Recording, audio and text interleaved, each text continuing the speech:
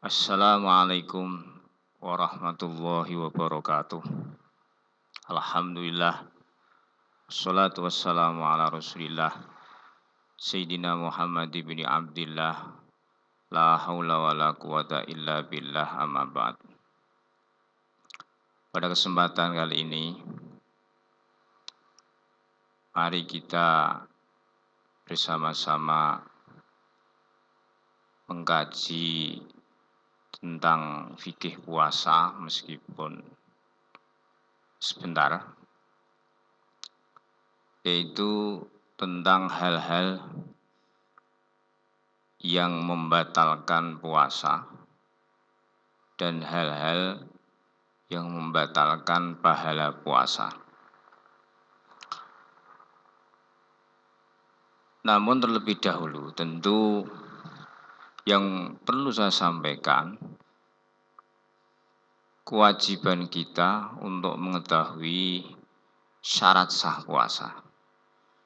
Sebagaimana yang kita pahami dalam kitab-kitab fikih bahwa syarat sah puasa setidaknya ada 4 hal.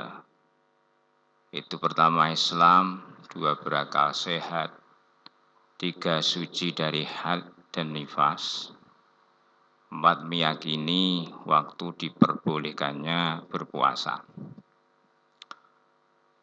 Kemudian rukun puasa yang pertama adalah niat. Nah, dalam mazhab Syafi'i, niat ini harus setiap malam dan perlu kita ingatkan niat adalah menyengaja dalam hati, namun disunahkan untuk melafadzkannya. Sering yang digunakan dalam masjid-masjid, mushola-mushola di kampung-kampung kita setelah pelaksanaan tarawih selesai, imam menuntun para jamaahnya untuk melafalkan niat. Contoh seperti nawaitu shauma ghadin an adai fardhi syahri ramadhani hadhihi sanad fardhan lillahi ta'ala. Itu contoh. Kemudian rukun yang kedua, meninggalkan segala apa saja yang bisa membatalkan puasa. Apa saja? Para ulama dalam kitab-kitab fikih menjelaskan ada beberapa hal yang bisa membatalkan puasa. Yang pertama, sengaja memasukkan suatu benda yang konkret, baik benda padat maupun cair ke dalam jauh, dalam rongga tubuh. Tentu ini nanti memasukkan macam-macam, makan, minum, dan apa saja. Karena itu ini yang perlu dipegang, jangan sampai seorang guru agama mengajarkan muridnya hal yang membatalkan puasa adalah makan, minum. Kalau kita pakai bahasa itu nanti bisa salah pahami, umpama tidak makan, minum, tapi gayemi dan sebagainya atau apalah yang lain, itu nanti tidak membatalkan. Ini untuk mengantisipasi pemahaman orang awam dalam masalah agama. Karena itu yang pertama, sengaja memasukkan ain, dalam bahasa fikih itu ain, benda yang konkret baik padat maupun cair ke dalam rongga tubuh melalui lubang terbuka, manfaat maftuh dalam bahasa fikih. Lubang yang terbuka itu ada mulut, kemudian telinga, kemudian hidung, kubul, dubur lewat itu. Adapun mata itu bukan termasuk manfaat maftuh. Karena itu siang hari puasa pakai obat tetes mata, nggak apa-apa itu. Menurut madhab kita, madhab Syafi'i itu. Kemudian yang kedua, sengaja muntah walaupun tidak ditelan. Artinya ada upaya untuk memuntahkan apa yang ada dalam perut keluar. Berarti tidak ada upaya, tidak ada kesengajaan, ya tidak apa-apa. Kemudian yang ketiga, khurujul mani, keluarnya mani akibat sentuhan kulit dengan tanpa penghalang apapun. Atau ada penghalang, hail, dan disengaja. Ini juga membatalkan.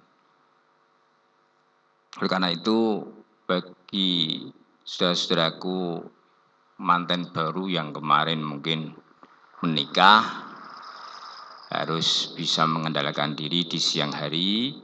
Jangan sampai ini terjadi, nanti batal gara-gara kurang bisa mengendalikan diri. Kemudian yang keempat, sengaja melakukan persetubuhan, melakukan hubungan suami istri, meskipun tidak terjadi khurujul mani. Ini membatalkan dan ada dendanya. Kemudian yang kelima, haid dan nifas.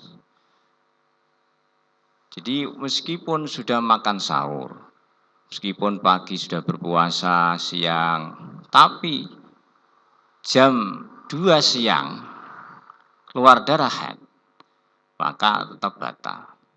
Dan ini perlu saya ingatkan bagi saudara-saudaraku kaum muslimah, umpama Anda pada kesempatan Ramadan kali ini, baik di awal Ramadan, di pertengahan atau di akhir, berhalangan, maka Anda tidak usah merasa jengkel, tidak usah merasa susah. Karena dengan adanya Anda mentaati agama, tidak berpuasa karena ada halangan itu, haid, maka Anda akan diberikan pahala.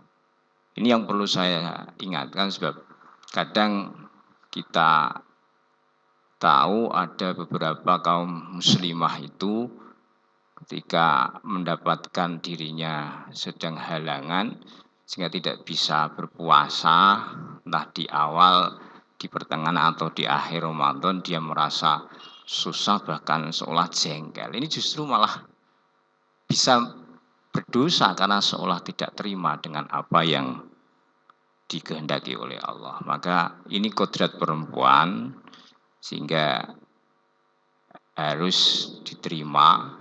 Umpama toh nanti tidak berpuasa, Anda tetap akan mendapatkan pahala, yaitu mentaati aturan agama, termasuk tidak tarawih, tidak sholat.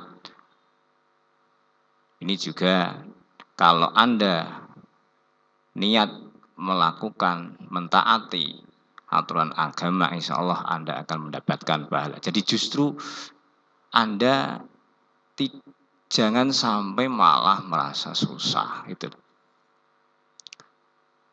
Dan nanti kan kondok Pak, ya, kondok ini juga nanti ada pahalanya sendiri gitu loh.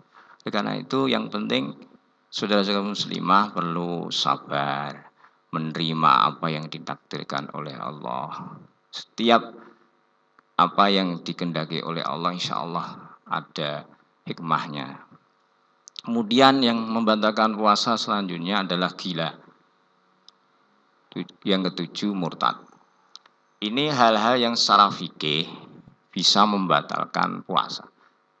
Namun kalau hal-hal seperti ini hampir setiap muslim ini bisa melakukan karena ini mudah. Makanya dalam bahasa fikih meninggalkan hal-hal ini disebut dengan shaumul umum. puasa umum, yaitu mengendalikan diri dari segala hal-hal yang membatalkan puasa menurut fikih itu. Tapi dengan bisa melakukan ini saja, ini belum tentu bisa mendapatkan pahala. Agar nanti bisa mendapatkan pahala, tidak sekedar gugur kewajiban, tidak hanya meninggalkan hal-hal yang membatalkan puasa, tapi juga meninggalkan hal-hal yang bisa membatalkan pahala puasa. Nah, ini yang perlu kita saling mengingatkan, karena ini memang tidak mudah. Hal-hal yang bisa membatalkan puasa ini adalah segala hal-hal tindakan perilaku kemaksiatan, termasuk ghibah, menggunjing, gosip, kemudian adu domba, namimah, kemudian berbohong, terus memandang disertai dengan syahwat birahi, sumpah palsu, perkataan dusta, perbuatan dusta dan sebagainya. Hal-hal yang maksiat yang lain, baik ucapan, perbuatan, ini semua bisa menghilangkan pahala puasa, minimal mengurangi. Karena itu, kalau sudah bisa mengendalikan diri dari semua ini, potensi pahala ini insya Allah bisa didapat. Dan ini disebut dalam kitab para ulama termasuk Ihya Ulumuddin itu shaumul khusus, puasa khusus, yaitu mengendalikan seluruh anggota tubuhnya dari berbagai kemaksiatan dan dosa. Makanya dalam sebuah hadis sahih itu dikatakan rubba shaimin laisa lahu min siyamihi illal ju' wal atasu. Banyak orang yang berpuasa namun tidak mendapatkan apa-apa dari puasanya kecuali lapar dan dahaga. Tentu ini yang harus betul-betul kita hati-hati, dan ini memang tidak mudah. Di sana dikatakan banyak orang yang berpuasa. Ini bisa jadi selama ini kita termasuk itu. Karena kita berpuasa, tapi melakukan hal-hal kemaksiatan yang bisa menghilangkan atau minimal mengurangi pahala puasa. Kita berpuasa tapi kita menggunjing orang, baik secara langsung maupun kita lewat media sosial, kita menjelekkan orang, kita memandang sesuatu termasuk kita di media sosial melihat hal-hal yang bisa mengundang syahwat. Ini semuanya kemaksiatan yang terkait dengan anggota tubuh kita. Ini kalau tidak kita kendalikan maka berpotensi membatalkan pahala puasa. Maka inilah yang perlu kita saling mengingatkan. Kita jangan sampai cuman punya target meninggalkan hal-hal yang bisa membatalkan puasa saja, tapi berusaha bisa menghindari segala apa saja yang membatalkan pahala puasa, yaitu berbagai macam kemaksiatan dan dosa yang terkait dengan anggota tubuh kita. Dalam sebuah hadis dikatakan rubba shaimin laisa lahu min siyamihi illal ju' wal atsu. Ada redaksi lain kam min shaimin laisa lahu min saumihi illal ju' wal atsu. Banyak orang yang puasa tidak mendapatkan apa-apa dari puasanya kecuali lapar dan dahaga. Ulama menjelaskan hadis itu, yaitu orang yang tidak menjaga anggota tubuhnya dari berbagai dosa. alladzi la yahfadu jawarihahu anil atham. Di shaimin tadi, yang tidak mendapatkan pahala dari puasanya, dapatnya cuma lapar dan dahaga, adalah alladzi la yahfadu jawarihahu anil atham, orang yang tidak menjaga anggota-anggota tubuhnya dari berbagai dosa. Ini hadis banyak diriwayatkan oleh para ulama. Oleh karena itu, semoga